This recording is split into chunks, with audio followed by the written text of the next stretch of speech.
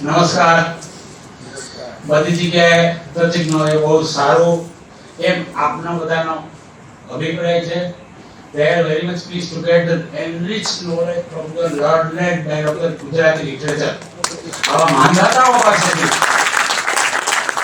કે સાહેબ તાળીઓ પડવાનું નથી કહ્યું છતાં આ બધાની મહેનતની આ તાળી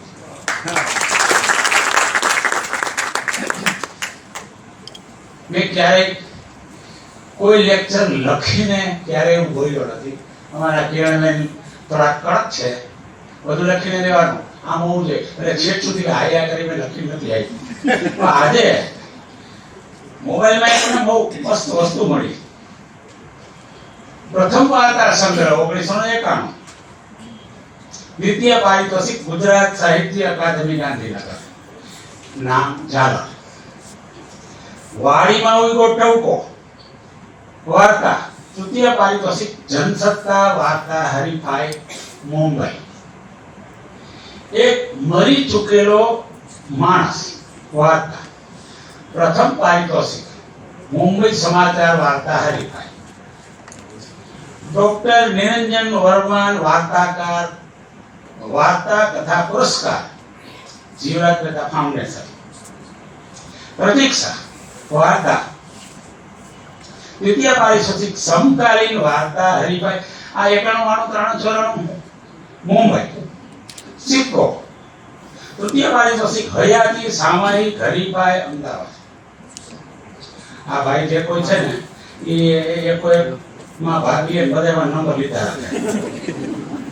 સંત શ્રી કબીર દલિત સાહિત્ય એવોર્ડ ગુજરાત સરકાર ગાંધીનગર. ઝવેરચંદ મેઘાણી award human society of India. એમાં પછી ધુમ્મસની 3 શેરી ગુજરાત સાહિત્ય એકેડેમી ગાંધીનગર. લોક વાર્તાની ગાણ લોકકથા સંગ્રહ છે ગુજરાત સાહિત્ય એકેડેમીનો એવોર્ડ. હવે આ એવી વ્યક્તિ છે કે જે લોકકથાકાર ગણ્યા ગાંઠા છે. આપણા ગુજરાતી અત્યારના સાંપ્રત સમયમાં જે વાર્તાકારો નવલકથાકારો છે જે ગદ્ય લખે છે એમાં લોકકથાકાર બહુ ગણ્યા ગાંઠા છે. સાંપ્રત સમયની વાત કરું છું. એમાંના એક છે જે વાર્તાકાર છે, લોકકથાકાર છે. હજી એક રહી ગયો ભાઈ, સોરી. પ્રથમ પારિતોષિક કેતન મુનશી વાર્તા સ્પર્ધા. બોલો, હજી એક રહી ગયો. ગુજરાતી ફિલ્મની કથા, પટકથા, સંવાદ. હજી એક રહી ગયો. દૂરદર્શનમાં આખી શૈક્ષણિક વ્યાખ્યા ઉદ્ભવે આટલા પારિતોષિકો. એક સિદ્ધ કસાઈની કલમ વાળો એવો ભીંગી ધરાનો માણસ 30 વર્ષ સુધી નોન સ્ટોપ ગુજરાતી ન્યૂઝપેપરોમાં, સામાયિકોમાં, માસિકોમાં, એકેડેમીનો માસિક હોય, ગુજરાત સાહિત્ય પરિષદનો માસિક. પધારો સમીરભાઈ, આપનું સ્વાગત છે. આપ પધારો. આટલી જગ્યાએ એમનો પોતાનો પ્રભાવ છે, એમની કલમનો પ્રભાવ છે. એની કસાયેલી કલમમાં કેવા શબ્દો નીકળે અને એક શબ્દ બહાર નીકળ્યા પછી સ્વાતિ નક્ષત્રનું વર્ષાનું બિંદુ મોતી થઈ જાય. એમની એક એક વાર્તા એક એક મોતી થઈ જાય છે. રાઘવજીભાઈને ફોન કર્યો ઓન ધ સ્પોટ. મને એમ કહ્યું ક્યારે આવવાનું, કેટલા વાગે. આની ક્યારે આવવાનું છે, કેટલા વાગે આવવાનું, બસ ધેટ્સ ઓલ. એટલે આ જે હું પારિતોષિકો હોય છે ને એ બધા રાઘવજીભાઈના નામના. એવી હસ્તી અત્યારે આપણી પાસે વક્તા તરીકે, માર્ગદર્શક તરીકે હાજર છે. આપણા તો ધન્યવાદ છે. હું સાહેબને નમ્ર વિનંતી કરું કે તેઓ વધારે. પ્રથમ તો આ ટીમનો એને અભિનંદન પાઠવું છું કે શબ્દમાં જેનું પગરણ માંડવા માટે તત્પર છે, બધાના આટલી મોટી સંખ્યામાં તમે બધાને ભેગા કર્યા એ માટે સમગ્ર ટીમને અભિનંદન આપું છું ને તમને વંદન કરું છું કે દૂર દૂરથી આવ્યા છો ને હજી 5 વાગે પણ એમ કહો છો કે વાંધો નહીં. તો શબ્દની આ નાવમાં તમે સફર કરવા માટે એટલા તત્પર છો એનો રાજીપો વ્યક્ત કરીને તમારી વાતને શરૂ કરું છું. મારો પણ થોડો રાજીપો છે કે આજે બહુ શાંતિથી આ બધા વક્તવ્યો મેં સાંભળ્યા છે, બહુ શાંતિથી. બધા સ્નેહી મિત્રો છે પણ આવો સાંભળવાનો મોકો કદાચ મને ફરી ન પણ મળે. સવારમાં અમે આવી ગયા હતા અને મારે 3 કે 5 વાગે મારો વારો હતો એટલે મારે બેસવાનું હતો, એસી હોલ હતો એટલે અહીંયા જે આવે એને મારે સાંભળવાના હતા એટલે એનો પણ હું રાજીપો વ્યક્ત કરું છું. સાથે સાથે એ કહું છું કે લખું છું એવું જીવું છું. રવિવારે મારે કોઈ કાર્યક્રમ હતો જ એટલે મારે કાંઈ પણ પેલું કરવા વગરનો મારે હાથ પાડવાની વાત હતી. બસ બીજા એકેમાં મારે કાંઈ પડવાનું નથી. હું કેશુભાઈ અમે નક્કી કર્યું હતું, કેશુભાઈને વક્તવ્ય હતું એની મને ખબર હતી, પણ કેશુભાઈ તમે બે અહીંયા સાથે આમે આવવાના જ હતા કે આવો સરસ ગણાવો તો જોવાનું. તો મારે હર્ષદભાઈને હા ના કહેવાને કોઈ કારણ નહોતું. નહીંતર હું સૌરાષ્ટ્રની ભાષામાં મૌન ખાઈ શક્યો હોત કે જો વિચારો પછી તમને કલાક પછી કહું છું, જોઉં છું થોડી શું છે બધી, પણ એવું કોઈ મુદ્દો નહોતો. શબ્દના સારથી મળે અને એની સાથે આ રીતે મળવાનું બને એને હું મારી ધન્ય ઘડી ધન્ય ભાગી સમજુ છું. એ નિમિત્તે મળ્યા છીએ અને હવે આપણે વાર્તાના પ્રદેશમાં પ્રવેશ કરવા માટેના પ્રયાસ કરી રહ્યા છીએ. વાર્તા એ લોકકથા ઘણી બધી લખી, નવલકથાઓ લખી, રેડિયો નાટક લખ્યા, ફિલ્મની સ્ક્રિપ્ટ લખી, 87 એપિસોડ સુધી ટીવી ની સિરિયલ લખી, 87 એપિસોડ. અને જ્યારે પછી અમદાવાદ ઇન્ટરવ્યુ અને ગાંધીનગર ઇન્ટરવ્યુ અપાયો મને કાંઈ પૂછ્યું જ નહીં એમ. મને કે તમે સિલેક્ટ જ છો અને લખશો શું કરશો? મેં તો તમે જેવો સમય આપશો એવું લખીશ. તો વાર્તા પણ એ વાર્તા મારી પ્રિયતમા છે, મારો ગમતો વિષય છે. એની વિષય આજે મારે વાત કરવાની છે ત્યારે મારો વિશેષ રાજીપો છે. પણ લખતા પૂર્વે કોઈ પણ સર્જકને, કોઈ પણ લેખકને શું લખવું એની કરતા શું ન લખવું એની જો પેલા ખબર પડે ને તો ઘણા બધા કામ સરળ થઈ જાય. શું લખવું એ કરતા શું ન લખવું એટલું જો સમજાઈ જાય તો હું માનું છું કે એ સાહિત્યના કોઈ પણ સ્વરૂપમાં સારામાં સારું કામ કરી શકે, સારામાં સારું ખેડાણ કરી શકે. બીજી વાત એ કેવી છે કે નદીને કાંઠે બેઠા હોઈએ અને છમછમિયા કરવાથી છાંટા ઉડે, અંગાગોળ નાઈ ન શકાય. આ અંગાગોળ નાવાનો વિષય છે. એમાં તો કૂદકો મારવો પડે, આપોઆપ કરતા આવડે. છાંટા ઉડારે, છમછમિયા કરવાથી માત્ર છાંટા ઉડે. બહુ શિબિરો કરી, બહુ લોકો મળ્યા, પણ છમછમિયા કરવા વાળા જાજા મળ્યા, અંગાગોળ નાવા વાળા ઓછા મળ્યા. અને જે અંગાગોળ નાયાથી તરી ગયા છે આજની તારીખમાં એમાંય નારે છે કે શબ્દ તમને તારે છે એ પણ એટલી જ હકીકત છે. તો આ સોશિયલ મીડિયાના યુગમાં એને સારું પણ કર્યું છે ને એટલું ખરાબ પણ કર્યું છે. કે હું કેશુભાઈને જે અમારો આખો લખવાનો ગાળો હતો ત્યારે આટલું વાર્તા લખી મોકલવી કે સૌથી મોટો પ્રશ્ન હતો. કવરમાં વાર્તા મોકલવાની, ત્યાંથી વળી પાછી આવે, છાપે ન કોઈ જવાબ નહીં, એ સ્થિતિ હતી. આજે સોશિયલ મીડિયા એટલું બધું સક્રિય, એટલું બધું પાવરફુલ છે કે ધારે તો સાંજે એક જ વ્યક્તિ 100 પોસ્ટ કરી સુઈ જાય અને સવાર થાય તો લાઈક નો ઢગલો હોય એમ. અને સારું કર્યું છે ને ખરાબ પણ કર્યું છે. એક મિત્ર વાત કરતા હતા, હું આપણા બુઝુર્ગ મિત્ર પિસાબાજનું નામ નથી દેવું, એ કે હું વિમોચનના કાર્યક્રમમાં ગયો અને 3 પુસ્તકનું વિમોચન અમે બેઠા હતા, સહજ વાત કરતા હતા. એટલે સોશિયલ મીડિયાએ શું કર્યું છે તે એ કે વિમોચનની જે વિધિ ચાલતી હતી હું સારો ફ્રી બેઠો હતો એમ કે ટેબલ ઉપર હતો. એટલે જે વિમોચનના પુસ્તકો, જે વિમોચિત પુસ્તકો થવાના હતા એ રેપર ખુલી ગયા હતા અને હું એ પુસ્તકોના પાના ફેરવતો હતો. એટલે પુસ્તકનું પ્રોડક્શન તો અદ્ભુત છે કે પ્રિન્ટિંગ ટેકનોલોજી એટલી બધી અત્યારે આગળ વધી છે કે એ પુસ્તક આમ જોતા જ આપણે ગમી જાય એમ. એનું પ્રોડક્શન અદ્ભુત પણ એક પછી એક પાના હું ફેરવતો ગયો, એક વાક્ય રચના સાચી નહીં, અનેક જોડણી દોષ.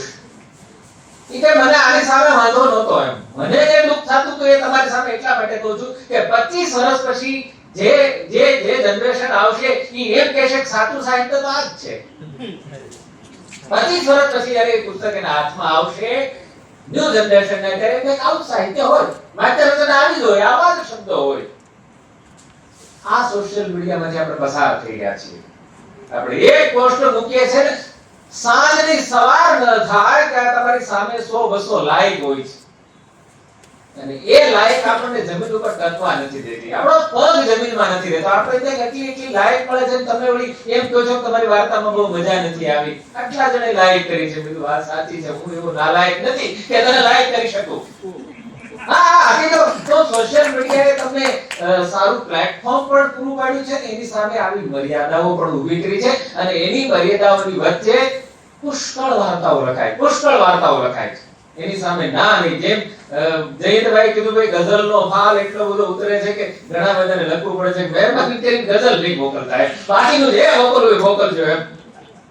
તો વાર્તામાં પણ એવું છે. પણ એમાંથી વાર્તા કેટલી? વાર્તા સારી નથી આવતી એવું નથી, ઉત્તમ વાર્તાઓ પણ મળી છે, પણ એ લઘુમતીમાં છે, એ બહુમતીમાં નથી. ઈચ્છે કે આ ગ્રુપમાંથી કંઈક એવા આપણને સર્જકો મળે કે જેથી કરીને એ વાર્તાકારની બહુમતી વધે. તો સૌથી પહેલા થોડીક વાર્તા શું છે એની વિશે સમજવા માટેનો પ્રયત્ન કરીએ કે આ વર્કશોપ છે એક પ્રકારનો. વાર્તા કેવી રીતે લખવી અથવા તો વાર્તા શું છે શીખવા માટેના મુદ્દાઓ છે. એટલે મારે પહેલા તો તમારી સામે એ વાત કરી કે ટૂંકી વાર્તા એટલે શું એમ. મોટા ભાગના પ્રસંગો લખાય છે, તમારા અનુભવો લખાય છે, વાહ થાય છે, વાંચવા ગમે છે, એવા પુસ્તકો ખૂબ જ વેચાય છે. એ હકીકતો છે, ખૂબ વેચાય છે. અને એવા પ્રકાશકો જેના પુસ્તકો વેચાય એને જ કે ભરણ કે સુભાઈ એમને કે તમારો સંગ્રહ આવવા દો. જેના પુસ્તક વેચાય એનો સંગ્રહ આવવા દો. અમારે જો એવું કહીને વાંધો પણ નથી, એટલા જ પુસ્તકો વેચાય એને વંચાય છે. પણ વાર્તા કેટલી એમ? તો કથા સાહિત્યની રીતે વાત કરી કે નવલકથા છે ને સૃષ્ટિ છે, અને વાર્તા છે ને દ્રષ્ટિ છે. કે સર્જકની આ દ્રષ્ટિ પડે, એ દ્રષ્ટિમાં જે જીલાય એને કલાત્મક રીતે રજૂ કરવું તે વાર્તા છે. નવલકથા આખી સૃષ્ટિ છે. જે સર્જક જુએ ન જુએ છતાં એ બધું લખે. તો આ વાર્તા વિશેની ઘણી બધી વ્યાખ્યાઓ છે, પણ વ્યાખ્યા કહી તો પછી પથારી કરવામાં સવાર પડે તો ઊંઘવું ક્યારે એમ. હકીકત એ છે ને કે પથારી કરવામાં સવાર પડી જાય, વ્યાખ્યા કહેવામાં સાંજ પડી જાય, તો પછી આપણે ઘરે ક્યારે જવું, વાર્તા વિશે સમજવું ક્યારે. પણ બે ચાર વ્યાખ્યા તો તમારી સામે મૂકવા જેવી છે. કે આપણે નવલિકા પણ એને કહીએ છીએ, અહીંયા નવલિકા શબ્દ વાપરો છે, નવલિકા પણ કહીએ છીએ અને ટૂંકી વાર્તા પણ કહીએ છીએ. પણ હવે મોટે ભાગે ટૂંકી વાર્તા શબ્દનો આપણે પ્રયોગ કરીએ છીએ. તો નવલિકા એ નોવેલામાંથી, નોવેલિસ્ટમાંથી આવેલું કંઈક નવું કરવું તે. આમ એને ગુજરાતીમાં આપણે જો સમજાવવું હોય તો કંઈક નવું કરવું તે નવલિકામાંથી ટૂંકી વાર્તા. જો જીવાતા જીવનની ઘરેણને જ તમારે શબ્દસ્થ કરવી હોય તો એમાં કશું નવું નથી, એમાં તમારું ઉમેરણ ક્યાં થાય છે? જીવાતા જીવનની ઘટના જ લેવાની છે, જીવાતા જીવનની બહાર નથી જવાનું. નથી એટલા માટે જવાનું કે 1991 માં એક સાથે ઘણા બધા વાર્તાના ઇનામ મળ્યા, ઘણા બધા. એ શું કરવા મળ્યા એની વાત તમારી સામે કર્યો. એક ઇનામ લેવા માટે ઠાકોરભાઈ હોલની અંદર કાર્યક્રમ, જયંતભાઈ અને ભાઈ સમીરભાઈ, 3 વાર્તાકારો આપણા, જેમ એક તો મારા ગુરુ છે જોશેફ મેઘવાન, દિલીપ રાણપુરા અને રતિક કુમાર પંડ્યા, એ પણ આ કાર્યક્રમમાં આવેલા. કેશુભાઈ મને લાગે તમે અમારે એક જે વાર્તામાં મિત્રને સાથે હતા. મંથન થયો અને ઇન્ટરવલ પડ્યો એટલે એમાં બહાર નીકળ્યા. હું તો ગામડામાંથી આવેલો અમરેલીથી, નાવા ધોવાના તો ગોળી લઈ લીધેલી ઘરેથી, એટલે કઈ ચિંતાનો વિષય હતો ને, કપડા બદલાવવાના કીધી કઈ રિવાજ હતા નહીં એમ. એટલે બહાર નીકળ્યો એટલે જોશેફભાઈ અને રતિકુમાર કે બંધ કરી કે મને તે કઈ ઉધડું રાખ્યું, મને દેખાતા તને કોઈ ઉધડું રાખ્યું છે, આમાં કેટલું કોને પકડાણું છે મને નથી ખબર. કે અમે એટલા બધા ચિંતા ભરાઈને તારે જ લઈ જવાના છે. એટલે એ જો કે મારી માટે મેં તો આ તમે 3 બુઝુર્ગ એટલા મોટા સાહિત્યકારો આવું જ્યારે મને કહો છો તો આનાથી મોટો એવોર્ડ બીજો એક પણ ન હોઈ શકે એમ. પણ સવાલ એ હતો કે મેં જેટલી કથાનો ઉપયોગ કર્યો છે જીવાતા જીવનની બહાર નથી કર્યો. કોઈ પણ વાચક વાંચે ને તેમ થાય કે આ તો મારા જીવનનું બનાવ છે, આવું તો મારા જીવનમાં બન્યું હતું, આમને સહેજ આમ બન્યું છે, મારે સહેજ આમ બન્યું હતું. એટલું એટલે હવામાં ગોળી બહાર નહીં, તમારું કલ્પન અંદર આવે એની સામે ના નહીં, પણ એવું કલ્પન કે જીવાતા જીવનની બહાર નહીં. છેલ્લે એક વાર્તાના કલ્પન સાથે આગળ કહો કે વાર્તાની વાત છે એટલે વાર્તાનો રસાસ્વાદય પણ આવવું જોઈએ. એક વાર્તા હમણાં મેં લખી વાર્તામાં મુદ્દો એવો છે કે એક ગુરુના મિત્ર અને ટપાલી પછી એને બીજી વખત લગ્ન કર્યા. એ વાર્તાનો મુદ્દો નહોતો બીજી વખત લગ્ન કર્યા તે. હવે એ શોધતા હતા પાત્ર ક્યાંય મળે ને ખૂબ ટપાલી દેતા દેતા એક ઘરે એને ટપાલ દીધી અને એ છોકરી પર દરરોજ પાણી દેવા આવે. આ સૌરાષ્ટ્રનો બહુ સામાન્ય રિવાજ છે. જાણે માણસ હોય તો પાણીનો લોટો આપે. આપ્યા પછી એની ભાભીએ કીધું કે ભાઈ તું વિધુર છો ને આ વિધુર છે, આવો પેન્શન વાળો બીજે ક્યાંય નહીં મળે. જો આ બધી હકીકતો છે ને કે પેન્શન વાળો નહીં મળે. જો આજની જે બધી પરિસ્થિતિ બધાની કે હવે પેન્શન મળવા પાત્ર નથી, નહીં મળે ને એ ઘરઘણું જે થાય એ કરે છે. કાંઈ કોઈ પ્રશ્ન નથી. ત્યાંથી વાર્તા આવતી નથી. વાર્તા ક્યાંથી શરૂ થાય કે એ જે ટપાલી હતો એનો કોરોનામાં એનું મૃત્યુ થાય છે. હવે પેલી જે સ્ત્રી છે એને પોતાનો ઇશ્યુ તો કાંઈ છે જ નહીં. એનું પોતાનું તો કઈ બાળક છે કે આના જે દીકરા છે પરણાવેલા છે, પેલાના પેન્શનના પુષ્કળ પૈસા મળ્યા એટલે દીકરાએ પ્રસ્તાવ કર્યો કે આંટી માસી કે માસી પૈસા તો પુષ્કળ છે, આ ગામડામાં કઈ ધંધો નથી, અમે સુરત જઈને ધંધો કરીએ છીએ, તમને ઈચ્છા પડે તો અમારી સાથે રહેજો. હવે આ ઈચ્છા પડે ને ત્યાંથી વાર્તા જાગે. જેની સગી માં હોત તો એવું કે જો સગી માં હોત તો એવું કે ભાઈ તમે ઈચ્છા પડે તો અમારી સાથે રહેજો, નહીતર આ ઘર તમારું જ છે ને અને પપ્પાનું પેન્શન આવે તમારે બીજું જોઈ પણ શું. એટલે ઓલી વિચારે શું મારે બીજું કઈ જોઈ જ નહીં. આ વાર્તાના અમાંતરે પડેલી ઘટનાઓ કે વાર્તાને તમે કેવી રીતે ઘટના તો આટલી જ છે અને છેલ્લે પછી બહુ ઝડપથી પૂરું કરું છે ને નક્કી કરે છે કે ભાઈ જો મારો અહીંયા કાંઈ ન હોય તો મારે રોકાવાનો અર્થ નથી. હું જેને વર્ણીને આવી તે જ આવ્યો તો તમે મારે શું રોકાવાનું. દીકરો મેં કે હું એકલી જ છું આયા અને એ થેલો લઈને બહાર નીકળે છે. પણ બહાર નીકળે ક્યાં મને નક્કી નથી જાવું ક્યાં. પિયરમાં તો જવાય નહીં. આપણે આપણી જે સામાજિકતા છે પિયરમાં કોઈ સાચવે નહીં. એ જાવું ક્યાં નક્કી નહીં પણ જાવું છે હકીકત. જેવી બહાર નીકળે છે એની આખી ઘરમાંથી પગથિયું ઉતરે ત્યાંથી જ વાર્તા શરૂ થાય અને ડેલી સુધી આવે ત્યાં વાર્તા પૂરી થઈ જાય. ક્ષણને પકડવાની વાત છે કે વાર્તા છે એ ક્ષણનો હિસાબ છે. તમારે એક ક્ષણની જ વાત કરવાની, તમારે આખા જીવનની વાત કરવાની નથી. એટલે કીધું વાર્તા છે દૃષ્ટિ છે, એ સૃષ્ટિ નથી. અરે એ સૃષ્ટિ નથી, દૃષ્ટિ તમારી નજર જ્યાં પડી ત્યાં. અને કે આપણે બસ નીકળશે, હું તો આ તો બસમાં એક બેસી તો જાવ અમરેલી સુધી પહોંચી જાવ પછી વિચારી ક્યાં જાવું. હવે આવું વિચારે છે તો બસ તો સડસડાટ કરતી કાંઈ સ્ટેન્ડ નહોતો એના ઘર આગળ તો સડસડાટ કરતી નીકળી ગઈ. અને જ્યારે આંખો ખોલી ત્યારે ધૂળ ઉડતી હતી, એટલી બધી ધૂળ ઉડ્યા પછી ટપાલી ગામનો ને ઉભો તો ધૂળમાંથી દેખાડો. જો વાર્તા આ લેખકનું ક્રિએશન ક્યાં શરૂ થાય, લેખક પોતાનું શું ઉમેરે છે, વાર્તા કેવી રીતે બને. પેલી ઘટનાનો તો માત્ર ખપનો ઉપયોગ કર્યો છે. અને પેલો ઠીક આમ સાયકલની ટકોરી વગાડતા દાંત કરતા કે નવી તમારી કાંઈ ટપાલ નથી હો. ગામમાં બધા એને નવી જ કે તમારી કાંઈ ટપાલ નથી હો. હવે જો ટપાલથી શરૂ થઈ છે આખી જીવન યાત્રા અને ઓલીને તરત કામ સૂજી જાય. ઉભરે રોયા પાણીનો લોટો તો પીતો જા, વાર્તા પૂરી થઈ ગઈ.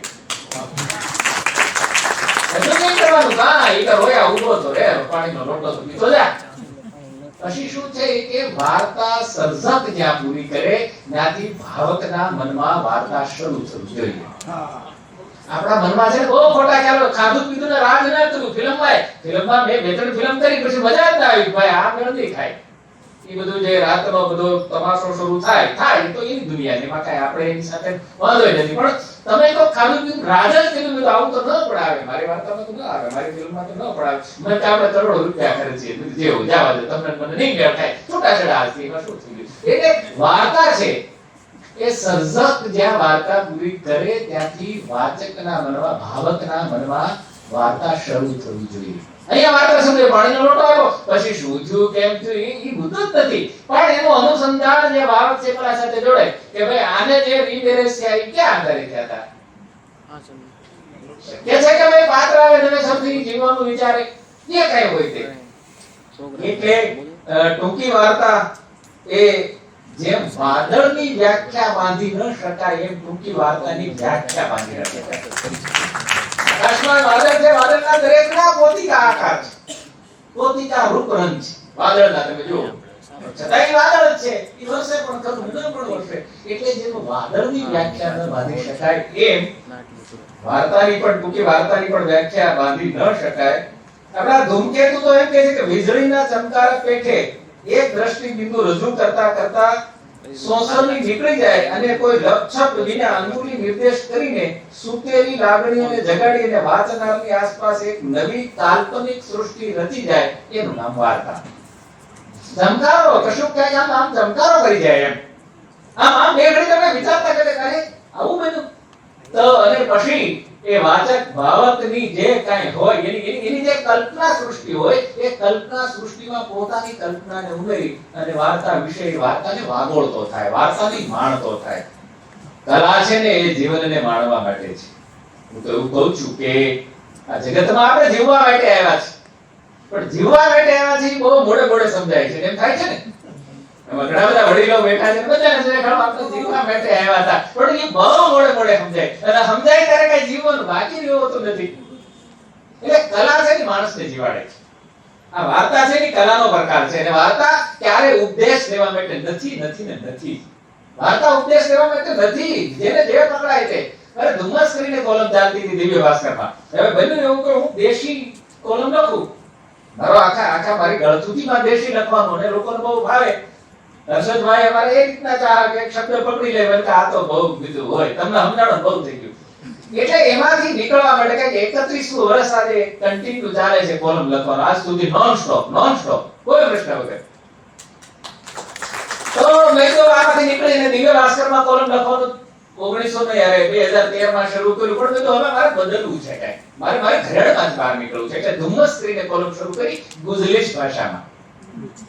ગુજલીશ અંગ્રેજી અને ગુજરાતીનું મિશ્રણ જે આજની મમ્મી બોલે છે ને કે ત્યાં ટચ નહીં કરતો, ન અડતો એવું કે ને બાળકને ટચ નહીં કરતો.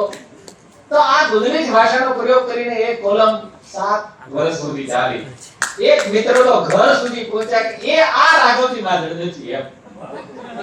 એ ઘર સુધી પહોંચ્યા કે આ મિત્ર હું છું, તને ન વિશ્વાસ હોય તો મારી પત્નીને પૂછા બાજુ બેઠી એની બેઠી બીજો કોઈ છે નહીં.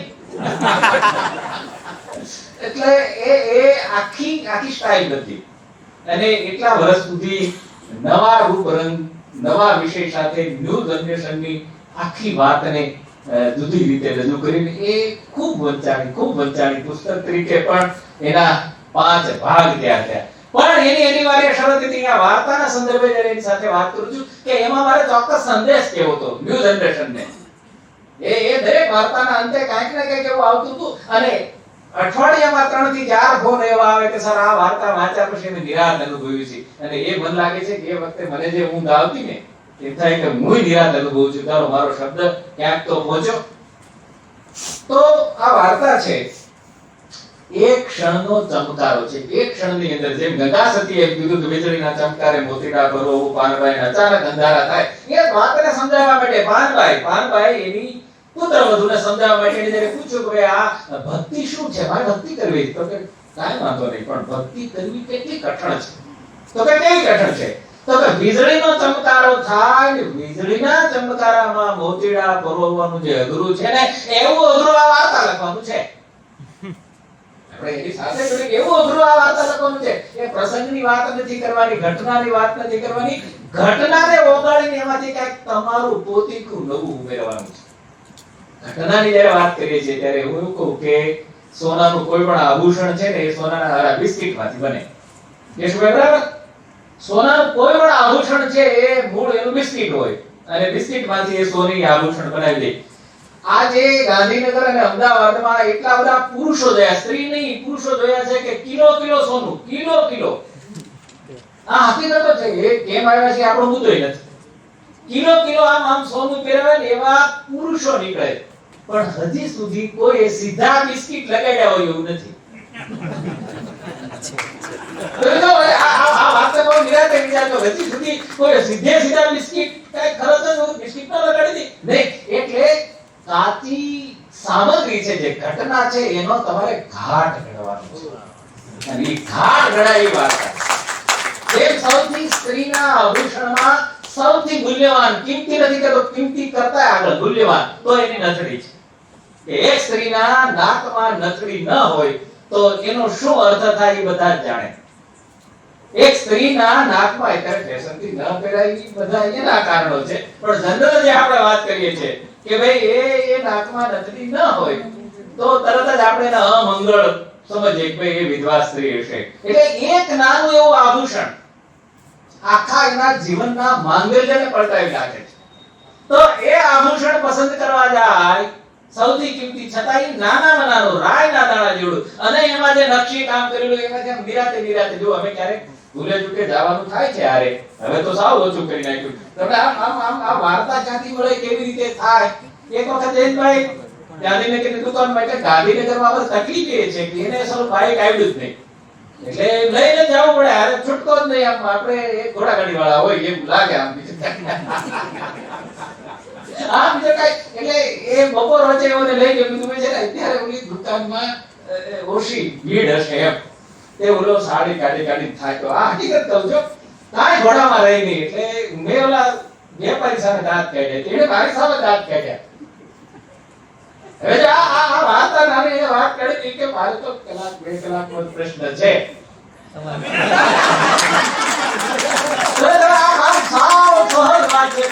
વાર્તા ક્યાંથી નીકળે? સોનાના બિસ્કિટ ને આજ સુધી કરીને કોઈ નીકળ્યું નથી. તો એ સાચી ઘટના જે આપણને મળે છે, એ ઘટનાનો આપણે ઘાટ કાઢવાનો છે. વળી સવાલ એમ થાય કાચી ઘટના મળે ક્યાંથી? આમ તો એને પ્લોટ કે વાર્તા કરો કે આજે એક સરસ પ્લોટ મળ્યો એમ, પણ એ પ્લોટ મળે કેમ? એ કઈ ખરીદવા તો જવાય નહીં, ત્યારે તો બહુ મોંઘા છે. ફ્લેટ મળે, પ્લોટ નહીં મળે ક્યાંય. હા, અત્યારે ફ્લેટ મળે, પ્લોટ અને ઈ હાવ ફ્લેટ જ મળે. આ બધી સુંદરી આખી જે રમત છે, તો એ પ્લોટ તમને મળે ક્યાંથી કે ભાઈ તમારી દ્રષ્ટિ, તમે જ્યારે આ જીવાતા જીવન આપણી આજુબાજુ જે સૃષ્ટિ પ્રહરે છે, જે સૃષ્ટિમાંથી આપણે પસાર થાય છે, જે સમાજમાંથી, એમાંથી તમારે આ કથાના ઘટકોને શોધવાના છે. બસની અંદર બેઠા વર્ષો પહેલા, અને 2-3 સ્ત્રીઓ બેઠેલી, એમાં આપણા કોલેજના જુવાનડા પણ બેઠેલા. એટલે એ ગામ સૌરાષ્ટ્રમાં થોડી ભાભી મશ્કરી કરવાનું, એવું બધી મહર કરવાના, ટોણા મારવાની ટેવ, એટલે ઓલાએ મશ્કરી શરૂ કરી. બોલી ભાભી કાંઈ બોલે નહીં. એટલે બધાને નવા લાગે કે આ ભાભી તો તળ દઈને જવાબ દેતી હતી, એને બદલે આ કેમ કાંઈ બોલતી નથી? પછી એનાથી રહેવાનું કીધું, ઈ કે તું ભણ્યો પણ ભણ્યો નહીં. ઈ કે તું જોતો ખરો, મેં વાદળી કપડા પહેર્યા છે, નાકમાં કાંઈ નથી, કાનમાં કાંઈ નથી, તું ક્યાંથી આવું એની તને ખબર નથી પડતી. ક્યાંથી આવતી હશે? લેખનામાંથી. તો જો આ વાર્તાના તત્વો, તો તમને વાર્તા ક્યાંથી મળે એમ? ભણ્યો પણ ભણ્યો નહીં, એને બહુ સ્પષ્ટ કીધું તું ભણ્યો પણ તું ભણ્યો નહીં. તને એટલી ખબર ન પડી ને કે ભાઈ મારા ચહેરા સામે તે જોયા પછી તને એક ક્ષણે ખબર પડી જાય કે ભાઈ અત્યારે આ મશ્કરી કરવાની ક્ષણ નથી. મારે અત્યારે બોલું અથવા તો કોઈની સામે આપણે હળવાશની વાત કરીને જો પ્રતિભાવ ન મળે, એને ચહેરાની રેખાને જો આપણે પામી ન શકીએ તો પૂરું થઈ ગયું. તો વાર્તાકારે આ નિરીક્ષણ કરતા એને કહેવું પડે. ઝીણી વાતોમાંથી તમને એ ઘટનાઓ મળે, અને એ ઘટનાઓને તમારે પોતીકી શક્યતાઓ, માનવી શક્યતાઓને ઉમેરી અને ઘટનામાં વાર્તામાં નિપજાવવાની. આમ હજી કહું કે વાર્તા એ સંપૂર્ણ સત્ય નથી, સાથે સાથે એ છે કે સંપૂર્ણ અસત્ય નથી.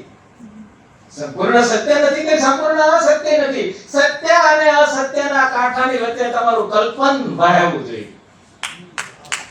સત્યના અને અસત્યના બે કાંઠાની વચ્ચે તમારું કલ્પન વાહીને આમ જેમ ખળખળતું ઝરણું વહેતું હોય ને, એ રીતે તમારી વાર્તા વહેતી થવી જોઈએ. આ વાર્તા છે.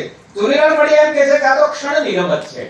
વાર્તા કે એક ક્ષણની રમત છે, ક્ષણનો ચમકારો. જેમ આપણે ગંગા સતીનું ઉદાહરણ આપ્યું એ જ રીતે એક ક્ષણની વાત છે. આખા પ્રસંગને એમાં લખવાની વાત નથી એમ. પછી આ ઉમાશંકરની વ્યાખ્યા પણ સવારમાં હર્ષદભાઈએ પણ એ સરસ રીતે વાત કરી હતી, બીજા કેશુભાઈ અને જયંતભાઈ, કે સૌથી પેલો મુદ્દો તો અનુભવ અને અનુભૂતિનો છે. કે જેનો તમને અનુભવ ન હોય ને, એમાં ક્યારે એ ખેતરમાં પગ જ નહીં મૂકો, જેની તમને ખબર જ નથી. તો તમે એ ક્યાં સુધી કલ્પના કરો? તમારી ખોખલી કલ્પના એ ભાવક તરત પકડી લે છે, કારણ કે ખબર જ નથી આ શું લખે છે. એટલે સર્જનમાં, કોઈ પણ સર્જન હોય, સાહિત્યનું કોઈ સ્વરૂપ હોય, એ તમામ સ્વરૂપમાં અનુભવ અને અનુભૂતિ અગત્યનો ભાગ ભજવે છે. કે તમારો અનુભવ અને તમારી અનુભૂતિ એ તમારે વ્યક્ત થવા માટે તમારું અગત્યનું માધ્યમ બને છે. એટલે અનુભવને કઈ ઉછીનો તો લેવાય નહીં, અનુભવ કઈ ઉછીનો તો લેવા દેવાય નહીં, પણ ક્યાંક તમારો ખુદનો અનુભવ થાય અને ક્યાંક બીજાના અનુભવને તમારી દ્રષ્ટિથી તમે માણી અને ચકાસી શકો અને પોતાનામાં લઈ અને તમે એને વાર્તાના સ્વરૂપે મૂકી શકો. એટલે અનુભવ અને અનુભૂતિ એ એ બહુ અગત્યનો વિષય છે લખવા માટે. એ સાહિત્યનું કોઈ પણ સ્વરૂપ હોય, એ નવલકથા હોય, નાટક હોય, ગઝલ હોય, કવિતા હોય, પણ તમારો અનુભવ અને તમારી અનુભૂતિ ન હોય ત્યારે ખોખલા શબ્દો ચોંટતા નથી. હા, તમારામાં કસબ આવી ગયો હોય, ધારો કે એટલા વર્ષથી હું કે શુભાઈ અમે લખીએ છીએ એટલા વર્ષથી, તો અમારા એક પ્રકારનો કસબ આવી ગયો કે એમાં આંખો બંધ કરીએ તો કોલમ લખાઈ જ જાય, એમાં કાંઈ વાંધો ના આવે એમ. પણ તમારી અનુભૂતિ જ્યાં સુધી ન ભળે ને ત્યાં સુધી એમાંથી કાંઈ અસરકારક ન નીકળે. જેને કે અસરકારક ભાઈ અસર થવી જોઈએ કે પ્રેમ કી તો સારે જહાં पे असर होगी नहीं होगी तो समझना देरी कहीं कसूर होगी. કે અસર થવી જોઈએ, જો અસર ન થાય તો એ કશું થઈ ન શકે. બહુ ઝડપથી વાતને મારે કેવી છે. આપણા મધુરાઈ તો એમ કહે છે કે વાર્તા કદાચ હવે વ્યાખ્યા સાંભળે એવી સ્પષ્ટ નથી રહી. એ તો છે શું આધુનિક યુગે હવે વાર્તા એવી થઈ ગઈ છે કે એને કોઈ વ્યાખ્યામાં સ્પષ્ટ કરી શકાય એવી હવે વાર્તા રહી નથી. ધારો કે સ્ત્રી અને પુરુષો માટે જૂના વખતમાં કવિ અને લેખકોએ બહુ વખાણ કર્યા, પણ હવે આપણને ક્યારેક એમ લાગે કે હવે આ બધું કઈ જે તે સમયમાં હશે, હવે એવું ઈ વ્યાખ્યામાં બેસે એવું નથી. સમયનો એમાં કોઈનો દોષ કોઈનો નથી, તો સમય. એટલે વાર્તાને પણ આજના સમયમાં કોઈ પણ વ્યાખ્યામાં બાંધવી તો બાંધી ન શકાય એવી વ્યાખ્યાની અરે વાર્તાની સ્થિતિ છે. પણ અંદર વાર્તાનો ચમકારો આવવો જોઈએ. તમે કોઈ પણ કથાનો ઉપયોગ કરો, કોઈ ટેકનિક અપનાવો, જે અપનાવો તે, જે ઘટનાનો ઉપયોગ કરવો એ કરો. હમણાં એક વાર્તા હું એવી રીતે લખેલો કે હું અંદર કહેતો જાઉં છું કે ભાઈ જો ભાઈ ભાવક તમે સાંભળો, આ જે ઘટના છે ને 25 વર્ષ પહેલા બની, પણ પછી શું બન્યું એટલું કહીને પાછું વાર્તામાં જાઉં કરું છું. નો પ્રયોગ થઈ શકે, પણ વાર્તા બનવી જોઈએ. મૂળ મુદ્દો છે કે વાર્તા બનવી જોઈએ. એટલે મધુરાઈ એમ કે છે સ્પષ્ટ નથી. તો વાર્તાના ઘટક તત્વો, ધારો કે હવે તમને કોઈ ઘટના મળી અને હવે એને લખવી કેવી રીતે? અમારા અનુભવ છે કેશુભાઈનો, મારો, અમે ઘણી વખત ચર્ચા કરતા હોય કે એક વખત તો કોઈ બીજ મળે ને વાર્તાનું, તો એ મનમાં આવે. એક વખત મનમાં આવે, બેસી જાય શાંતિથી, અને પછી જેમ સમય આવે ને એ બીજ એની કડે વિકસતું જાય. એક સમય એવો આવે કે અડધી રાતે ઉભા કરીને કરે લખ અને લખાવે. ક્યારેક ઘણા બધા બીજ છે ને છટકી જાય કે કોઈ રીતે હાથમાં જ ના આવે, કોઈ રીતે એમ આમ આપણને લાગે કેટલી સરસ વાર્તા થશે, કેટલી સરસ, પણ એ સમીરભાઈ લખવા બેસી કાંઈ નહીં, એમના ઉભા થાય. અને ઘણી વખત એવું બને સવારમાં કોલમ લખવી ટેવ વાળા ઘણું બધું લખવાનું, એટલે સવારમાં લખવા બેસી જવું, ત્યાં હાથ જોડી બેઠા હોય, કાંઈ નહીં. આમાં એમ થાય કે આપણે જેવો ગરીબ માણસ કોઈ નથી આ જગતમાં, કાંઈ સુધે જ નહીં, કાંઈ થાય જ નહીં. આપણે ત્યાં કેટલી સરસ ઘટના હતી, પણ એ વાર્તા છે, જે ઘટના છે, ઘટનાની પૂર્વ ઘટના પછી જે વાર્તા છે એ વાર્તા આમ રૂપ સુંદરી જેવી છે. આ ઘટના એવી છે જેની સામે જોવે એની સામે મરકે બધા એમ મારે. હા, બધા ઘેરે આવે તો ઘેર આખું ઘર રાજી કે બોલો રાજી હોય. ઘરને બિચારાને ખબર ન હોય બોલી હસી ગઈ છે ને આ પરિણામ છે. હવે એને બિચારીને કાંઈ ખબર ન હોય તો ઠીક, હવે કાંઈ આજે નોકરીમાં કાંઈ નહીં બહુ ટેન્શન હોય એટલે મજામાં છે. એને ખબર છે કે બોલી હસી ગઈ છે એના માનમાં આ છે બીજે એટલે એ રૂપ સુંદરી જેવી છે. લાગે બધાને કે મારી સામે હસી છે. હસ્યા પછીનું શું હોય એ મારે કઈ તમારી સામે સ્પષ્ટ કરવાનું નથી, એ તમે સમજો છો એમ. આપણે ભ્રમમાં આવી જાય અને આમે ભ્રમમાં જીવાતું હોય છે. હા, જીવવાની મજા ભ્રમની છે. આમ તમે જુઓ ને, જેની ભ્રમ તૂટી છે તેની જીવવાની મજા મારી ગઈ. એ પછી પત્ની હોય, પ્રેમિકા હોય, પ્રેયસી હોય, કાકી હોય, મામી કે કાકા હોય કે ફાધર હોય, એક્સ વાય, જેની ભ્રમ તૂટી ગયો અને તેની જીવવાની, અને એ ભ્રમ જળવાય એટલી જ મજા છે. એક વાર્તા હતી વર્ષો પહેલાની મારી કે એક નાયક એ પેલી નાયિકાને કહે છે કે તમને કઈ ખબર છે? તો કે શું છે? કે તમે જે ધારો છો ને જેની માટે, જે પુરુષ પાસે, એને કઈ તમારી સાથે છે નહીં એમ. મૂળ આને હતો એટલે બોલી કહે છે કે મેં તને પૂછ્યું, વાર્તાને લીધી કે મને મારા ભ્રમમાં રહેવા દે ને. હા, સ્પષ્ટ મને મારા ભ્રમમાં રહેવા દે ને, મને શું કરો મારા ભ્રમમાંથી બહાર મુક્ત કરે. એ છે નથી એ મારો પ્રશ્ન છે. તો ઘણા બધા ભ્રમ એ પ્રકાર, એટલે આ વાર્તા છે ને એ આમ રૂપ સુંદરી જેવી છે કે જુએ બધાની સાથે સરસ મજાની મરકે હશે અને નીકળી જાય. અને આપણે સતત એમ મારે કે આ મેં લખ્યું છે વાર્તા જ છે. અને પછી જો ભૂલે ચૂકે કોઈ એમ કે ભાઈ આ વાર્તામાં થોડુંક આ તૂટે છે તેનો પીતો જાય, તમે કેનારા કોણ એમ? તમને શું ખબર પડે? અમે આ કેટલી લાયક મળી છે મને. એટલે સોશિયલ મીડિયાએ આ પણ પ્રશ્ન ઉભો કર્યો છે, સામે સ્ટેજ પણ એટલું આપ્યું છે. હવે ટૂંકી વાર્તાના બે ત્રણ ઘટકો વિશે વાત કરીને હું ઝડપથી મારી વાતને સંકેલીશ કે વાર્તા જ્યારે કોઈ પણ કથા બીજ આવ્યું ત્યારે કથા બીજને મનમાં આવવા દો, એનું સેવન કરો. જેમ પેલા માળાની અંદર કોઈ પક્ષી છે એ ઈંડાનું સેવન કરે અને જેમ સમય થાય અને ઈંડું તૂટીને પક્ષી પછી આપોઆપ બહાર નીકળે, એ વાર્તાને રિઝર્વ અંદર આવવા દો. પછી એની મેળે વાર્તા રસ્તો કરશે એની મેળે. મારે તો 50 વખત એવું બન્યું છે કે ઘટનાને લખવા બેસે ને એન્ડ તો છેલ્લે આવે, મને જ નક્કી ન હોય, ખબર જ ન હોય કે એન્ડ શું આવશે, એ છેલ્લે એની મેળે રસ્તો કરી લે એમ. તો કોઈ પણ તમને ઘટના આવી તો ઘટનાને જો જરૂર લાગે તો એક ડાયરી રાખો ને ડાયરીમાં ઘટનાને ટપકારી લો.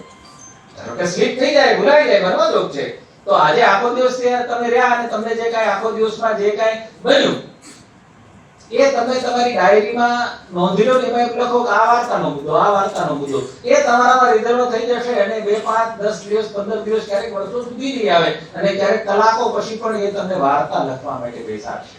તો હવે વાર્તા લખવા જ્યારે બેસે ત્યારે મેં ફરી કીધું કે શું ન લખવું એની પહેલા કરવું જોઈએ.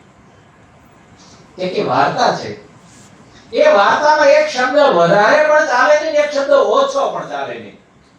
જે ધારો કે દિવાલ છે, ઈંટોથી જડેલી દિવાલ છે, દિવાલમાંથી એક ઈંટ કાઢી લ્યો, દિવાલ પડી નહીં જાય, જોજો જી બરાબર, દિવાલ પડી પણ બાકોરું દેખાય છે, એક ઈંટ ચોટાડો વધારે લ્યો. એટલે વાર્તા એવી છે કે એમાં એક શબ્દ ઓછો પણ ચાલે નહીં, એક શબ્દ વધારે પણ ચાલે નહીં. એટલે વાર્તા જ્યારે તમે લખવા બેસો છો ત્યારે એક વખત નવોદિત તરીકે શરૂઆત તરીકે એક વખત તો જેવું આવે એવું લખી નાખો. સરળ એ છે કે એક વખત તો જેવું તમારા મનમાં આવે, ધારો કે ઘટના મળી છે, ઘટના તમે લખી લીધી છે અને એની વિશે તમને લખવા માટેનો અવકાશ મળ્યો છે, તો તમે એક વખત એને લખી નાખો. લખ્યા પછી તમે એને થર્ડ પાર્ટી તરીકે વાંચો. તો થર્ડ પાર્ટી કહું છું, આ તમારી લખેલી છે કે નહીં, કે આપણું બાળક આપણને વાલું જ હોય, આ બહુ સીધી વાત છે ને, આપણું બાળક કે આપણું સર્જન છે ને, આપણું લખેલું છે, આપણને વાલું હોય તો સ્વાભાવિક છે. એટલે તમે થર્ડ પાર્ટી તરીકે વાંચો અને વાંચતા વાંચતા ખુદ તમે નક્કી કરશો કે ના આમ ન હોય, ના આમ ન હોય, ના તો આમ હોય, આમાં આ ઘટે છે, આ ઘટે છે. અને એની કરતા આગળ વાત, આમ તો અત્યારે આપેલા સ્લેબ ઉપર ઘોડા દોડાવા જેવી વાત છે કે 3 દિવસની શિબિરને અડધો કલાકમાં મારે તમારી સામે વ્યક્ત કરવાની, પણ ટૂંકી વાર્તા એટલે ટૂંકમાં કહી શકાય. આમ તો વાર્તા ટૂંકી વાર્તાની છે કે જ્યારે તમને વાર્તા લખવાની ઈચ્છા થાય ત્યારે એક પણ તું ચૂકો 100 વાર્તા વાંચ્યા પછી તમને એમ થાય કે હવે મારે લખવું જોઈએ તો લખવું. એક કવિતા લખવાની ઈચ્છા થાય તો 100 કવિતા વાંચ્યા પછી તમને એમ થાય કે હવે મારે લખવી છે તો લખવી. અને ક્યારેક ક્યારેક તો એમ કહું છું, ધારો કે હું એમ કહું મારી 13 નવલકથાઓ થઈ, હું તો કહું એક જ નવલકથા થઈ છે. શું કરવા કે એક નવલકથા પછી જો એવી જ બીજી નવલકથા હોય તો માત્ર ક્રમ વધે છે, સંખ્યા વધે છે. નવલકથા નથી વધતી. તમે જુઓ એક ને એક બીમામાંથી જો માલ આવતો હોય તો એમાં કશું કાંઈ નવું નથી, નવું કાંઈક થવું જોઈએ કે ભાઈ આ વાર્તા આની ના, તો આની કાંઈક નવી વાર્તા છે. તો થર્ડ પાર્ટી તરીકે વાર્તાને તમે વાંચો, શાંતિથી વિચારો અને પછી તરત તમને એમ થશે કે આ કઢાય, આ રખાય, આ ઉમેરાય. અને ક્યારેક ક્યારેક એવું પણ બને કે આખું લખ્યા પછી તમને પાનું ફાડી નાખવાની ઈચ્છા થાય તો બે ધડક ફાડી નાખજો. ભાઈ આ ન લખાય, વાર્તા જ નથી લખતી, તો લખવાની વારે વાર્તા. અને તમે સદનસીબ એટલા છો, હવે હું પણ મારી વ્યાખ્યાન એમાં મૂકું છું કે હવે લેપટોપ પર અને કમ્પ્યુટર પર કામ થાય છે, એટલે વાર્તા સુધારવી બહુ સરળ બને છે, બહુ જ સરળ બને છે. એક સમય તો એવો હતો કે સમીરભાઈ ભાઈ સૌરાષ્ટ્રના છે તો કાગળ આમ બહુ ઈચ્છા હતી, ઘરમાં કાગળ જ ન હોય, ભલે કાગળનો માંડ મેળ થાય તો શાય ન હોય, શું કરવાનું? એ હવે અમરેલી જાય બીજી દેતા તો વાર્તા આવી ગઈ હોય, એ તો ઓલી રૂપસુંદરી જેવી વાત, એ તો કઈ આપણી રાહ થોડી જોવે, એ તો બીજું ઠેકાણું શોધે ને. પણ અત્યારે તમે સદનસીબ છો કે લેપટોપ ની અંદર એક વખત વાર્તા લખાય, લેપટોપ કે કમ્પ્યુટર, અને એ થઈ શકે એવું છે, એમાં કાંઈ એ અઘરું નથી એમ. એટલે એમાં સુધારવું બહુ સરળ છે, બહુ જ સરળ છે. જેટલા બધા કામ કરતા હશે એને ખબર હશે, એક ક્ષણે તો આખી વાર્તા પણ મૂળ વાર્તા નીકળી જાય અને એની સામે નવી વાર્તા પણ આવી જાય. એટલે થર્ડ પાર્ટ તરીકે વાંચો અને વાંચ્યા પછી તમને ખુદને એમ લાગે કે આમાં કેવો કેવો સુધારો થઈ શકે. એક વાર શબ્દ નીકળી પછી એક વાર્તાનો નમૂનો આપીને ઝડપથી મારી વાતને પૂર્ણ સમયને પૂરેપૂરો માનનારો માણસ છું. એટલે હું આવો પ્રેમાળ અત્યાચાર નહીં કરું. હા, પછી એમ તારે મારી સાથે વાર્તાની ગમે ત્યારે ફોન ઉપર વાત કરવી હોય તો મારી ના નહીં હોય, પણ પ્રેમાળ અત્યાચાર કરવાનો મને નહીં પોસાય. હું એવો ત્રાસવાદી તો નથી. એટલે વાર્તા આવે, વાર્તા લખે છે ત્યારે શબ્દની વાત, અત્યારે બહુ મોટો પ્રશ્ન છે શબ્દનો. વાંચતા નથી લોકો તમારા સિવાયની વાત કરું છું એટલે તમારે કઈ દુઃખ લગાડવાનો મુદ્દો નથી.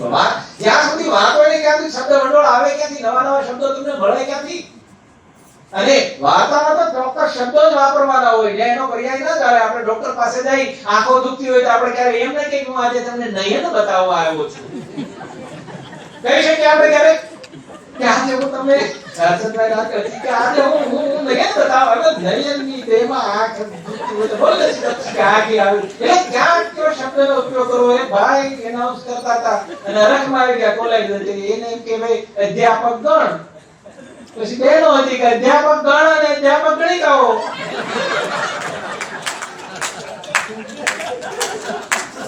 શબ્દ એમાં બિચારો એને કઈ ખબર છે એટલે તાલીઓ પાડી શું થયું એને કઈ ખબર ન પડી. સાંજનો સમય છે, એ બે થાક્યા પાક્યા હોય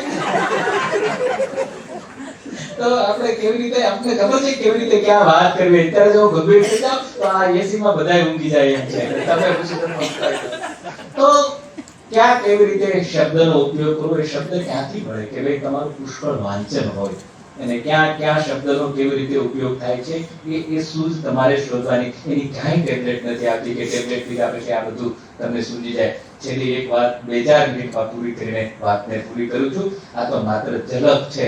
વિગતે ત્યારે મળશું ત્યારે આપણે ઘણું બધું કહીશું. હા, આ તો ઝલક છે. અમે અમારી કંઈક ઝલક બતાવીએ તો તમારે ઘણી વખત મળવાની ઈચ્છા થાય ને. હવે અમે વાદળા તરીકે નહીં ગયા, બે છાંટાઈ નાખતા ગયા એટલે તમારા મનમાં આશા બંધણી કે વર્ષે એવા તો છે. હા, એટલે હવે આપણી એક અદ્ભુત વાર્તા લોહીની સગાઈ, ઈશ્વર પેટલીકર, અદ્ભુત વાર્તા, વિશ્વ કક્ષાની વાર્તાઓમાં એ વાર્તા. હવે ઘટના કેટલી છે, માં અને દીકરી ગાંડા જેવી, આટલી જ ઘટના છે મૂળ. હવે લેખક અંદર શું ઉમેરે છે એ તમારી સામે વાત તો એટલી જ છે. માં દીકરીનો પ્રેમ છે, દીકરી મોટી થતી જાય છે, માં સાથે દીકરી રહે છે, પણ દીકરીને કપડાનું ભાન નથી, રાત્રે કપડા બગાડે છે. હવે જ્યારે પ્રશ્ન ક્યારે થાય છે કે દીકરાની દીકરો પરને છે એની વહુ આવે, જો ઈ ક્યાં એનો આમ સંદર્ભ ક્યાંય નથી, છતાંય વાર્તામાં છે. અને દીકરો કહે છે બા તમે ક્યાં સુધી સાચવશો? તો માને એ થાય અટાણ સુધી કોઈ દિન કીધું, આજે એમ કે ક્યાં સુધી સાચવશો? અરે ભાઈ 20 વર્ષથી તો આને સાચવતી આવું છું ને, અત્યારે તમે કેમ કહો છો કે કેમ સાચવવાનું? કેનારું કોઈ બીજું છે, કેનારું કોઈ બીજું છે નથી કહેતા ને. અને છેવટે અમૃતાથી નક્કી કરે છે કે હવે તો આને ગાંડાની હોસ્પિટલમાં મોકલે. અને આ વાત સાચી હતી કે વાત તમે જીવશો ક્યાં સુધી આને સાચવશો, પણ તમે નહીં હો તો આ યુવાન દીકરીને કોણ સાચવશે? આને કઈ ભાન નથી. અને જે કઈ પ્રશ્નો થશે તે વાત બહુ વિચારો છે. આજુબાજુ વાળા એને કહે છે ભાઈ ગાંડાની હોસ્પિટલ છે ત્યાં મૂક્યો. અમૃતાથી ખુદ ત્યાં જોવા જાય છે. અને જ્યારે જોવા જાય છે ત્યારે એક ગાંડી બાઈ અને ડોક્ટર ઉભા છે ને એલા ડોક્ટરને ધડધડનો લાફો મારી દે છે. છતાંય ઓલા ડોક્ટર પ્રેમથી એને સાચવીને દવાખાનાની અંદર લઈને એને સારવાર આપે. હવે આ બધું ક્રિએશન કોનું છે? લેખકનું ક્રિએશન છે. લેખકે સાબિત કરવાનું છે કે અમૃતાકી તમારા મનમાં પાગલની હોસ્પિટલની જે કલ્પના છે એ સાચી નથી, કલ્પના આવી છે, હકીકત આ છે. તો આ બધું ક્રિએશન કોને ઊભું કરવાનું? આ સર્જકે ઘટના તો પેલી છે એક જ માત્ર વાર્તા તમારે કલ્પન તમારું, અને જે માનવી કલ્પન, ખરી વાત કરું કે માનવી કલ્પના આ ગળે ઉતરે એવું કલ્પન. ત્યાં તમે એ ઉપરથી કોઈ ઈશ્વરને ઉતારી મૂકી દીધું, ઈશ્વર આવીને હાથ ફેરવી દીધો કે મટી ગયો એને વાત આયા તો ઈશ્વર જ આવે એટલે મારી દીકરીની તો મટી જશે. એ ગળે ન ઉતરે ને કોઈને, બીજું ગળે ઉતરે. હકીકત છે કોઈ ડોક્ટર સાથે દર્દી ગમે તેવો વ્યવહાર કરે તો ડોક્ટર ક્યારેક ખરાબ વ્યવહાર નથી કરતો. એને શીખવવામાં આવ્યું છે. એ આ બંને ડોક્ટર સાહેબો બેઠા છે એટલે એ બધું તો એ બધું કલ્પન એ ઊભું કરે છે. અને પછી પાછો આગળ માનવી સંવેદના છે કે ભાઈ સંવેદના વગરની કોઈ કૃતિ સિદ્ધ નથી થતી. સંવેદના વગરની કૃતિ હોઈ ન શકે. હવે સંવેદના કેમ ઉમેરાય કે એનો દીકરો છે ને આ બધું જુએ છે. દવાખાનાથી જ્યારે પાછો આવે છે પછી દીકરાને ઊંઘ નથી આવતી. દીકરાને ત્યાં સુધી લાગી આવે છે કે મારી માં અને મારી બેન કેટલી હેરાન થાય છે. કે મારી માં મરી જાય અને મારી બેનને કોઈ સાચવનાર નહીં હોય તો હું સાચવીશ. જો સંવેદના કહે છે એને ત્યાં સુધી સ્વાગત બોલે છે. એ કે મારી પત્નીને ન રાખવી હોય તો એને કાઢી મૂકવા માટે હું તૈયાર છું. એને જાવું તો બરાબર છે, પણ હું ભાઈ તરીકે મારી બેનને સાચવીશ. તજબ ક્યાં સંવેદના ઊભી કરે છે, સંવેદનાનો છાંટો ક્યાં મૂકે છે. પણ વાર્તા એ છુપાવીને કહેવાની કળા છે. વાર્તા એ છુપાવીને કહેવાની કળા છે. ઉઘાડું ક્યાંય કહેવાનું નથી. એટલે સર્જકે એટલું સર્જન કર્યું, એટલી ક્રિએટિવિટી દાખવી, પણ એની માને કહેવાનો મોકો જ નથી મળતો. એ જ્યારે એ દીકરો જ્યારે સવાર ઉઠે છે ત્યારે માં તો પાગલ થઈ ગયા હોય છે. વટલા એટલે હા એ છેલ્લી વાત કરીને વાતને પૂરી કરું. છેલ્લે એ વટલાઈ જાય, પાગલ થઈ જાય એવો શબ્દ નથી વાપર્યો. વટલાઈ જાય છે. હા વાર્તાકારને પૂરી એની મંગુની નાતમાં અમરત કાકી વટલાઈ ગયા. મંગુની નાતમાં જો નાત ગાંડાની જમાત નથી શબ્દ વાપર્યો. ગાંડાની જમાત કહી શક્યા હોત ને. ગાંડાની જમાત નહીં, નાત. નાત એટલે ઈશ્વરે નિર્માણ કરેલી. કે નાત એટલે ઈશ્વરે નિર્માણ કરેલી. કે એ ગાંડી છે અંતે તો ઈશ્વરે એ બધું જે કંઈ કર્યું છે તે. તો એક વાર્તા ઘટનાની પછવાડે પડેલી ઘટના, એની અવાંતરે રહેલી ઘટના, એમાં એક સર્જક તરીકેની તમારી ક્રિએટિવિટી, તમારી સર્જકતા, તમારી વાક્ય રચના, તમારી શબ્દની પસંદગી, તમારું વર્ણન, તમારું ભાવાવરણ, આખો પરિવેશ ઊભો કરવો, આ બધું. અને શરૂઆત, મધ્ય અને અંત, આ વાર્તાના ત્રણ અંગ, આ બધું જ ભેગું કર્યા પછી આ ત્રણેયનું બેલેન્સ થવું જોઈએ. બેલેન્સ તમે જો તમારું મારું શરીર છે, ઈશ્વરે બરાબર બેલેન્સ કર્યું. તો માથું પેટ વધી ગયું હોય તો એ હાથે કરેલા અહીં વાગ્યા હોય ને. પેટ વધી ગયું તો હાથે કરેલા અહીં વાગ્યા ને. એમ એમાં કાંઈ કોઈનો દોષ છે નહીં, પણ એને આ બરાબર બેલેન્સ કર્યું છે. જો પગ, હાથ, પેટ, એક આખા શરીરનું જે ઈશ્વરે બેલેન્સ કર્યું છે, વાર્તાનું પણ બેલેન્સ હોય કે ભાઈ વાર્તાનો ઉઘાડ કેવી રીતે કરવો, એ કેટલામાં પૂરું કરવું, પછી એનો મધ્ય કેવી રીતે, એનો અંત કેવી રીતે, તો એને પણ બેલેન્સ કરવાના. બધું જ માત્ર ને માત્ર વાંચવાથી શીખી શકાય એવું હું સમજુ છું. કે તમે જેટલી વાર્તાઓ વાંચો, વાર્તાનું મનન કરો, વાર્તાને થર્ડ પાર્ટી તરીકે વાંચો, વાર્તાને એક પછી એક વાર્તા વાંચતા શીખો. એ પણ વિનંતી કરું છું, વાર્તાને વાંચતા શીખો. જ્યારે તમારે લખવું છે ત્યારે કાને કેવી ખૂબી લીટી કરી છે. તો આ બધી બાબતો છે એ ધ્યાનમાં જો તમે રાખો તો તમારી પાસેથી તમારામાં પણ એક ઉત્તમ પ્રકારનો સર્જક બેઠો છે. દરેકમાં ઈશ્વરે દરેકમાં કાંઈક ને કાંઈક તત્વ મૂક્યું છે. ક્યારેક આપણે જગતને શોધવા જાય છે ને ખુદની ખબર હોતી નથી. હા, જગતને શોધવા જાય છે ને ખુદની ખબર હોતી નથી. હવે અઠવાડિયા પહેલા કાર્યક્રમમાં આવ્યા કેશુભાઈ, મારા વડીલ મિત્ર, અમે બે લગભગ સાથી જઈને એને મને મીઠો ઠપકો દીધો. મને તમે આગળ શું નથી બેસતા, તમને તમારી ખબર નથી શું આગળ બેસવાનું. બીજું કોઈ વડીલ આવ્યા હોય તો વાતી જાય, કોઈ બીજા એવા વડીલો આવ્યા હોય મોટા બધા કહેવાતા લેખકો, તો ના તમારે આગળ જ બેસવાનું.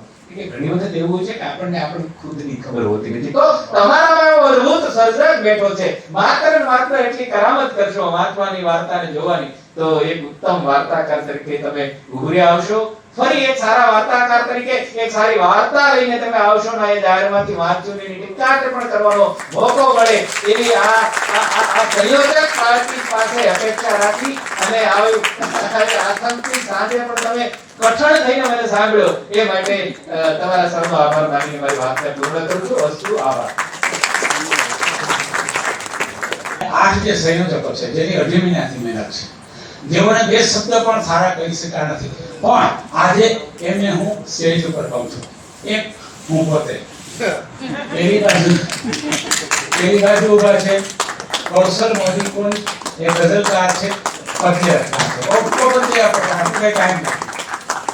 એમની બાજુમાં છે એક જગદીશભાઈ રથવી ઉર્ફે સ્નેહન છે, નવલકથાકાર છે. આપણે આયુષી બધા અભિનયની મહેનત છે. એમની બાજુમાં ઉભા છે નિશાબેન, અમદાવાદ, જામનગર, રાજકોટ, વડોદરા બધે કવિ સંમેલનો ગજાવે. એમની બાજુમાં ઉભા છે કિરણબેન શર્મા ઉર્ફે પ્રકાશ, એવો લેખ લખે છે અને સારામાં સારા એન્કર છે. અમને 8 ને પણ જ્યારે અમારી મીટિંગ થતી હોય ત્યારે અમારે બોસ છે. કારણ કે રિટાયર્ડ ટીચર છે એટલે 45 મિનિટ બોલેલી ત્યાં સુધી અમારો વાર ના હોય. એમની બાજુમાં આવા છે મિતવાસી, ઓછામાં ઓછો આટલા વખત આખા દિવસમાં બોલ્યા હશે તો એ અમિત ટેલર. બહુ સારા ગઝલકાર છે. અને સારા ગઝલકાર એટલે એવા ગઝલકાર છે કે હિતેન આનંદપારાનો એક પ્રિય ગઝલકાર છે. એની બાજુમાં છે હાર્દિક પરમાર ઉર્ફે મહાદેવ. ખરેખર મહાદેવ જ છે. સમાધિ કરાવી ગયા. 3 મીટિંગમાં 3 શબ્દ બોલે. મારે એને કેવું પડે કે હું ચકલીનું બચ્ચું લઈ આવી મોઢામાં બોલાવું. એ પદ્યકાર છે અને ડિજિટલ ક્રિએટર છે. જે વિડિયો ટીઝર સાહેબ અચાનક તાત્કાલિક આપણો રાઘવજીભાઈ પરિચય ઓન ધ સ્પોટ થયેલા હતા. ને આ અમારી બાજુમાં બેઠા છે તરલિકાબેન પ્રજાપતિ, એમએમટી. એમની 5-7 બુક છે, એવો આર્ટિકલ લખે છે. હું એ બધાને વિનંતી કરીશ, આપે જે અમને સમય આપ્યો છે તો અમૂલ્ય છે, પણ આ બધા વતી સાહિત્ય, ગુજરાતી સાહિત્ય પરિષદ અને સાંદીપની સાહિત્ય પર્વ છે, કોઈ ગ્રુપ નથી. એમાં અમે બધા સંકળાયેલા 8 અમે સંયોગે ભેગા થયા. અમારું અસ્થાયી મંડળ છે. આ પ્રોગ્રામ પૂરો થશે એટલે અમે 7-8 જણા વિખાઈ ગયા છે. હવે પછી બીજો પ્રોગ્રામ થશે એટલે એને અનુકૂળ આપમાંથી કોઈને અમે લેશું. આ એ પ્રકારનું મેં રાખ્યું છે કે 8 છે અને 8 આજીવન સભ્યો નથી. આ કાર્યક્રમ છોડતા એ પ્રમાણે અમારું બધું ફરતું રહેશે. હું શ્રી કિરણબેનને નમ્ર વિનંતી કરું કે તેઓ ડોક્ટર કેશુભાઈ દેસાઈને મોમેન્ટો અર્પણ કરશે. આપણે એમને તાલીઓ કરાવીએ.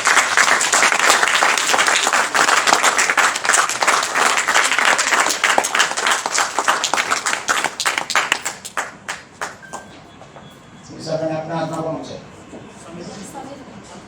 ગુજરાત સાહિત્ય પરિષદના મહામંત્રી શ્રી અમારા ખાસ મિત્ર અને મારા દર્દી વિનંતી કરું.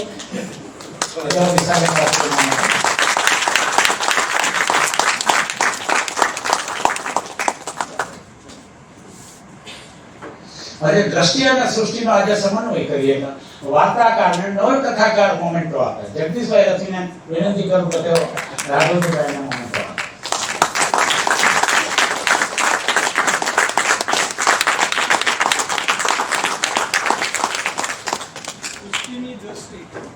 યસ, ગઝલકાર અને ગઝલકાર એમનો પણ કુદરતી એમને સમન્વય થઈ ગયો છે. અમારા એક ગઝલકાર કૌશલમતી કુંજ, એમને હું વિનંતી કરું કે સઈદા એવોર્ડ વિજેતા મારા મિત્ર જયંતભાઈને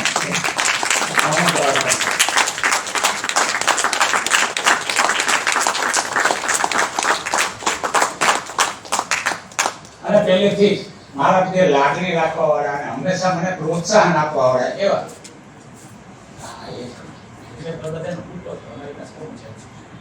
પહેલેથી મારી પ્રત્યે લાગણી રાખવા રાજી થાય એવું વ્યક્તિત્વ શીતલબેન વાલાણી એમને મોમેન્ટો લેવા આવશે અમારા તરલિકાબેન પ્રજાપતિ પાસે.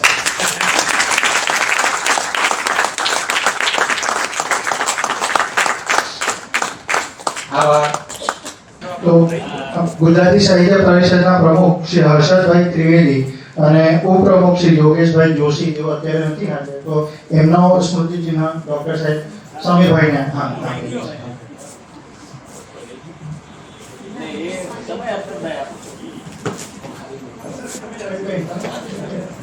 મહાદેવ